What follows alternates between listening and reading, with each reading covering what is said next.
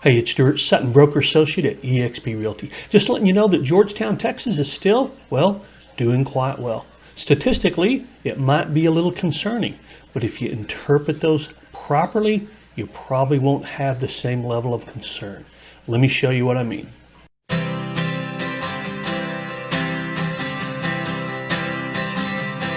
All right, let's jump right into the Georgetown housing market in November of 22 and let you know what's going on. There are 986 homes on the market right now. A little more than last month. We're seeing inventory increase a little bit. 192 of those 986 are under 400,000. Can you believe we're calling that affordable now? Wasn't that many years ago when we thought 400 was luxury housing. Anyway, 86 a month ago, 192 today. That really creates a new category. There are 46 homes under 350,000 in Georgetown, and there just weren't enough to even worry about a month or two ago. But now there seems to be a nice selection for homes under 350 in Georgetown. There are actually 3 under 300,000, but don't know if we'll see too many under 300,000 at all anymore. 72% of those homes on the market are located west. So we know the bulk of activity in Georgetown takes place in West Georgetown. And the number of homes for sale, we're seeing half and half. Half of those are new, half of those are resale.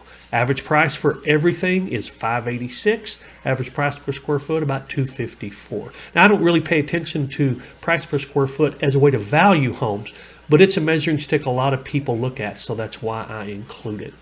Of the 493 new homes, the average price is about $581. And the price per square foot about $245. Now here's the anomaly that we're still in, and that is that the average price and price per square foot for resale homes exceeds that of new homes. There are several reasons for that. Number one, builders react faster than homeowners to a shifting market. And that's what we've seen. Builders have moved their prices and moved their incentives faster than resale homeowners have. And that's just the nature of the beast. You always see that in changing markets. Builders react faster. They've got access to more data. They've got access to a lot more money, and they've got access to making changes fast, unlike individual homeowners. Because an individual homeowner situation may not allow that. Their decision might be not to sell rather than to make adjustments so they can sell. I hope that makes sense. The resale market is still moving along well, even though we're seeing prices slip. Prices slip in this market because of the shift taking place, but it's not as drastic as some of these stats make it look, and I'll show you why here in just a second. Homes under contract right now, there are 529, fewer than there were last month, which means that inventory is climbing some. 70% of those under contract are new homes. So as I said, the builders are doing well as far as getting their inventory moved compared to resale homeowners. The average price of the under contract homes is about a little over 6% below the active homes. Now let me tell you why this is such an important stat.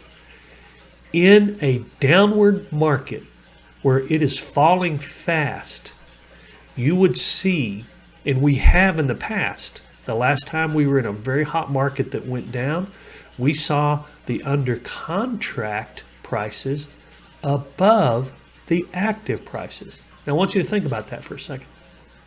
In a normal market, when you put your home in the market, you look at what's sold and you price accordingly, sometimes slightly above it.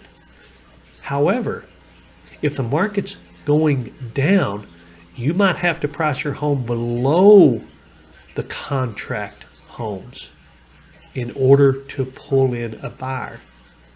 But right now we're seeing the price of under contract homes and the price per square foot of under contract homes below that of actives. If the market falls fast and it's really pretty drastic, then you'll see that revert.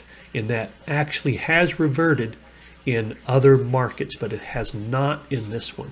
I hope that makes sense.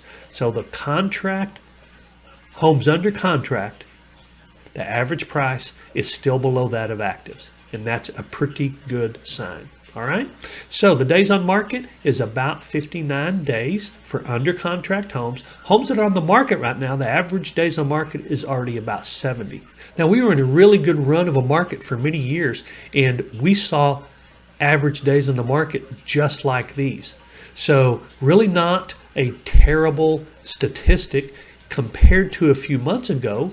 Yeah, because when you're selling houses in a few days or a few weeks or less than a month, and now it's several months, it really looks bad, but that's just not as negative of a stat as you might think it is. We're at a 4-month supply of inventory.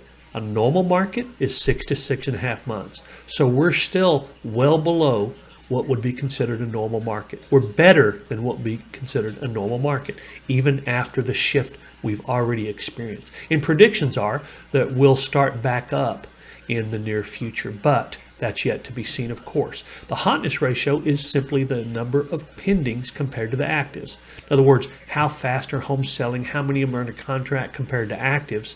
And the hotness ratio is really kind of the most current picture of a market. And we're above 50%, which is a good sign. Yes, it was 72 last month, 72.54, but that was during the run from the frenzied market. It was a little bit of lag time. All right. The success ratio last month was 79, this month 72. The success ratio is the number of homes that fail to sell. So, well, the number of homes that succeed in selling. If 100 homes go on the market, for example, and 72 close, that's a 72% success ratio.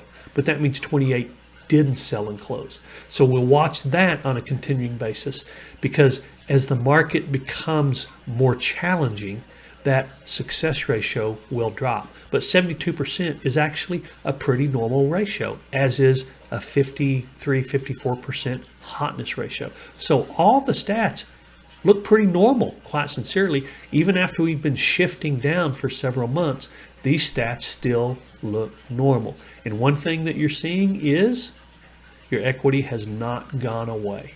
And I want to repeat that. Your equity has not gone away. Even though the market is shifting downward and you might not have quite that pie in the sky price you hoped, you still have a lot of equity from the last 18 to 20 month run up from about November 20 to about June 22. I hope that makes sense. So if you have questions or comments, feel free to put them below. Also, feel free to text or email me at any time. I'm always happy to help, of course. And I put another video up here for you. If you're thinking about selling, watch this. I think it'll be very helpful to you. Hope to see you there.